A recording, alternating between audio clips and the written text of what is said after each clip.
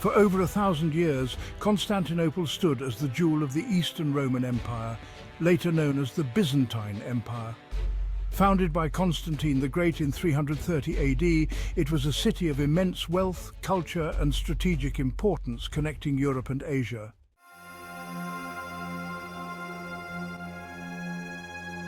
But by 1453, the once great empire had dwindled to little more than the city itself. The fall of Constantinople would mark the end of the Byzantine Empire and the beginning of a new era under the Ottoman Empire. This is the story of the last days of Byzantium and the epic siege that would change the course of history forever. Constantinople had been a beacon of civilization for centuries. It was a symbol of Christian power in the East, a cultural hub and a fortress that had withstood numerous attacks. But by the 15th century, the Byzantine Empire was a shadow of its former self, and the city's fate rested on a fragile balance.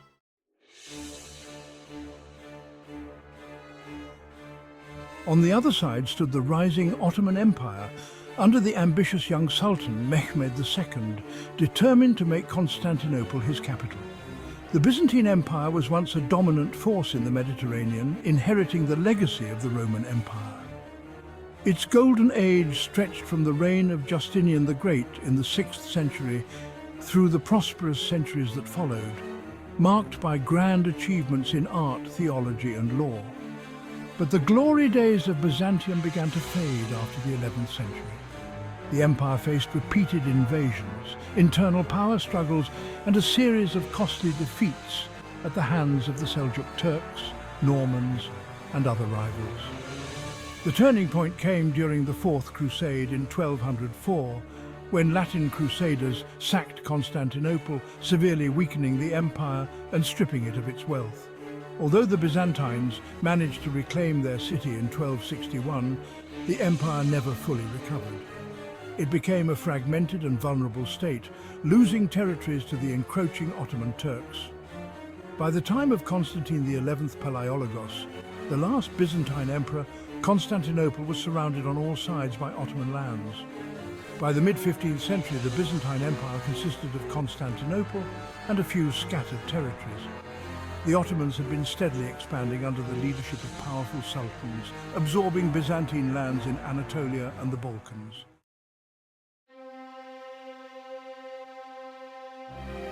At the helm of this expansion was Mehmed II, also known as Mehmed the Conqueror.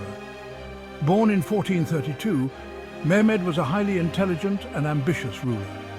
By the time he ascended to the throne at the age of 19, he had already set his sights on one goal above all others: the capture of Constantinople. Mehmed had a deep understanding of both warfare and diplomacy.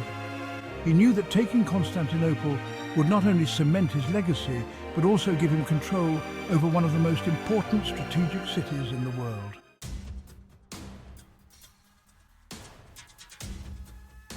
In 1452, Mehmed began his preparations for the siege.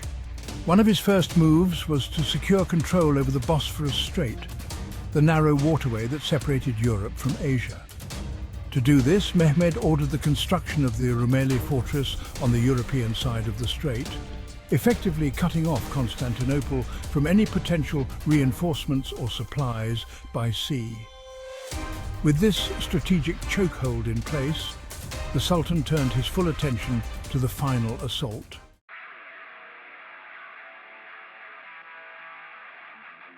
Constantinople was not without defences. The city's fortifications were legendary. Its towering Theodosian Walls, built in the 5th century, had protected it from countless attacks for nearly 1,000 years. These walls consisted of multiple layers: an outer wall, a moat, and an inner wall that was over 12 meters tall and 5 meters thick. This formidable system had repelled enemies time and time again. In addition to its walls, Constantinople had another natural advantage: the Golden Horn, a deep inlet to the north of the city. The Byzantine fleet controlled the waters, and a massive iron chain was stretched across the entrance to the Golden Horn, preventing enemy ships from entering. For centuries, This combination of walls, natural defences and naval control had kept Constantinople safe from invaders. But by 1453, the situation had changed. The Byzantines were now heavily outnumbered and outgunned.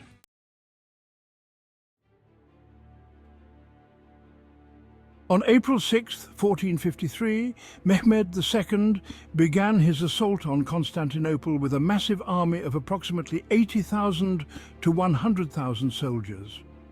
His forces included janissaries, the elite infantry of the Ottoman army, as well as cavalry, artillery, and thousands of engineers.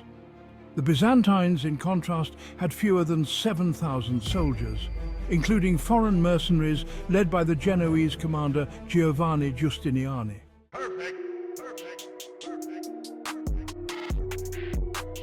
One of the key innovations Mehmed brought to the siege was the use of massive cannons, some of which had been specially designed for the task.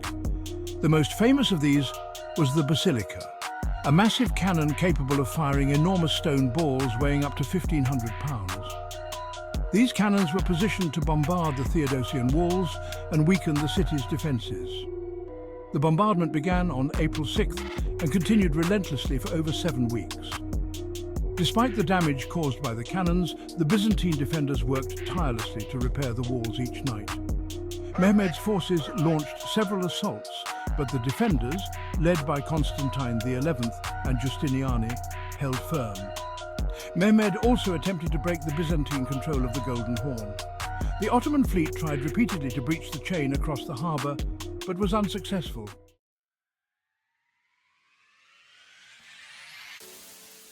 However, in a bold and daring move, Mehmed ordered his men to drag ships over land, bypassing the chain entirely. Using greased logs, the Ottomans transported their ships across Galata Hill and launched them into the Golden Horn, opening a new front in the siege. This maneuver was a significant turning point in the siege. Now, with Ottoman ships inside the Golden Horn, the defenders were stretched even thinner.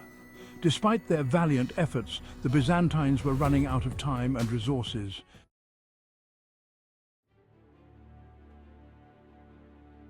By the end of May, Mehmed II was preparing for the final assault. On the night of May 28, 1453, the Sultan ordered his troops to launch a full-scale attack on the weakened walls of Constantinople. The Ottomans advanced in waves, battering the defences. Giustiniani, the commander of the defence, was critically wounded, which further weakened Byzantine morale.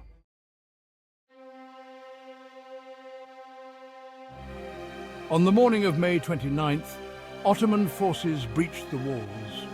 The Byzantines fought bravely, but the city's fate was sealed. Emperor Constantine XI is said to have died fighting in the streets, refusing to surrender.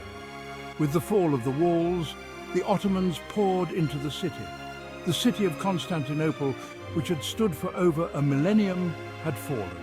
Mehmed II, now known as Mehmed the Conqueror, entered the city in triumph. His dream had been realized. Constantinople would now become the capital of the Ottoman Empire and a symbol of Ottoman power.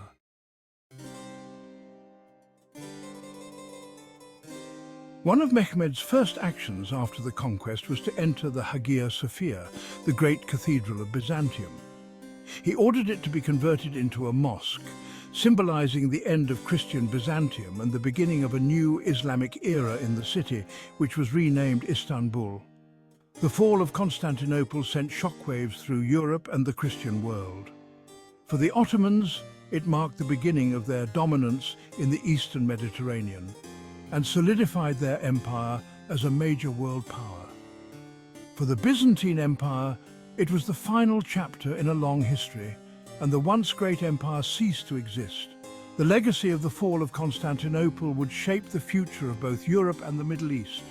It marked the end of the Middle Ages and the beginning of the Renaissance, as many Byzantine scholars fled to the West, bringing with them ancient Greek and Roman texts that would fuel the intellectual revival of Europe.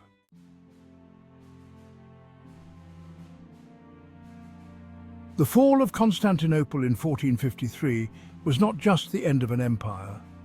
It was a turning point in world history. The Byzantine Empire had served as a bridge between East and West for over a millennium, and its fall marked the rise of the Ottoman Empire, which would go on to dominate the region for centuries. Today, Istanbul stands as a testament to this transformation, a city where the legacies of Byzantium and the Ottomans still resonate.